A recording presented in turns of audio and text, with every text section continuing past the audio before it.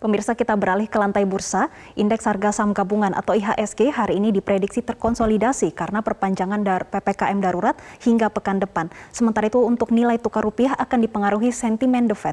Namun untuk selengkapnya kita akan bergabung dengan Mercy Wijaya langsung dari studio Bursa Efek Indonesia. Mercy, bagaimana proyeksi perdagangan hari ini? Apakah perpanjangan PPKM berdampak pada IHSG awal pekan? Betul sekali Jessica, IHSG diprediksi bergerak melemah pada perdagangan hari ini karena tingginya kekhawatiran investor terhadap kasus COVID-19 di kawasan Asia, termasuk restriksi atau kegiatan pembatasan masyarakat yang masih terjadi di negara-negara Asia termasuk di Indonesia, yaitu perpanjangan PPKM level 4. Dan kalau kita lihat IHSG saat ini pun sudah bergerak melemah 0,1% atau melemah 5 poin di level 6.096, meskipun saat pembukaan tadi indeks masih menguat tipis karena terjadi penguatan pada saham-saham teknologi yang signifikan sampai 1,6%. Namun kalau kita lihat memang investor masih khawatir pada tingginya kasus COVID-19 di Indonesia meskipun sudah ada tren positif, yaitu tren penambahan kasus COVID-19 yang melandai.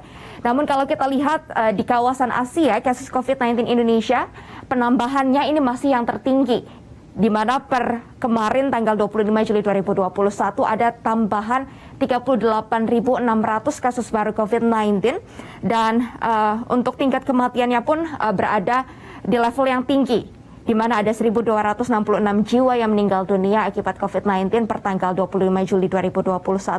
Sementara pemerintah juga memutuskan untuk memperpanjang PPKM level 4 meskipun ada kelonggaran-kelonggaran pada lini usaha UMKM.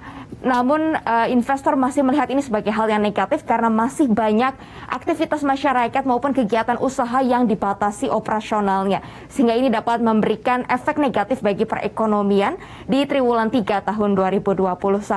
Kita bisa lihat efek negatifnya dari beberapa sektor saham, Jessica dan pemirsa, seperti saham sektor transportasi yang melemah 0,98% dan juga sektor cyclical yang melemah 0,4%, terutama pada saham-saham atau emiten pariwisata, jasa perjalanan yang melemah 3-4% pada perdagangan hari ini karena perpanjangan PPKM level 4. Sementara di kawasan Asia, investor juga mencermati tingginya kasus COVID-19 di Jepang dan juga di Korea Selatan serta kegiatan yang membatasi aktivitas masyarakat di negara-negara tersebut. Sehingga kalau kita lihat indeks utama kawasan Asia pagi hari ini juga pergerakannya sangat fluktuatif dengan kecenderungan melemah.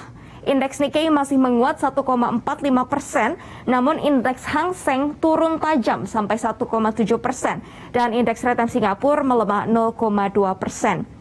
Sementara kalau kita lihat pergerakan indeks di kawasan Amerika Serikat dan Eropa pada akhir pekan lalu pergerakannya masih positif karena kegiatan manufaktur dan juga aktivitas bisnis di Eropa yang masih dalam tahap ekspansi yang signifikan, bahkan yang tertinggi di bulan Juli tahun 2021 jika dibandingkan dengan periode yang sama tahun lalu. Dan kalau kita lihat FTSE 100 di London, Inggris masih menguat 0,85%.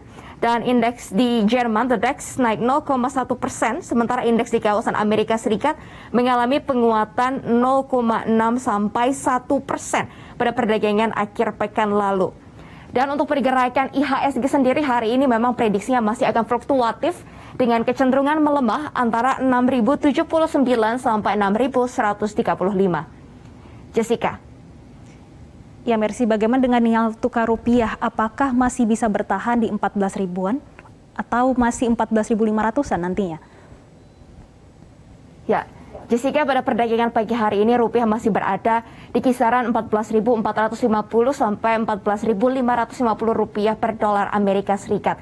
Saat pembukaan perdagangan pun rupiah melemah tipis terhadap dolar Amerika Serikat karena investor saat ini sedang menunggu hasil FOMC meeting di Amerika Serikat atau rapat Dewan Gubernur Fed yang akan dimulai tanggal 27 sampai 28 Juli 2021. Sambil menunggu keputusan The Fed ini, investor masih akan meminati mata uang yang aman, yaitu dolar Amerika Serikat. Dan kalau kita lihat pergerakan harga komoditas seperti emas pun pagi hari ini masih menguat. Emas global naik 0,2% seharga $1.806 per ons dan harga emas antam dalam negeri dijual seharga Rp942.000 per gramnya. Dan kalau kita lihat pergerakan harga minyak global, hari ini masih cenderung stabil di harga 71 sampai 74 dolar Amerika Serikat per barel. Sementara untuk pergerakan nilai tukar rupiah hari ini memang prediksinya masih akan cenderung melemah terhadap dolar Amerika Serikat antara 14.450 sampai 14.550 rupiah per dolar Amerika Serikat.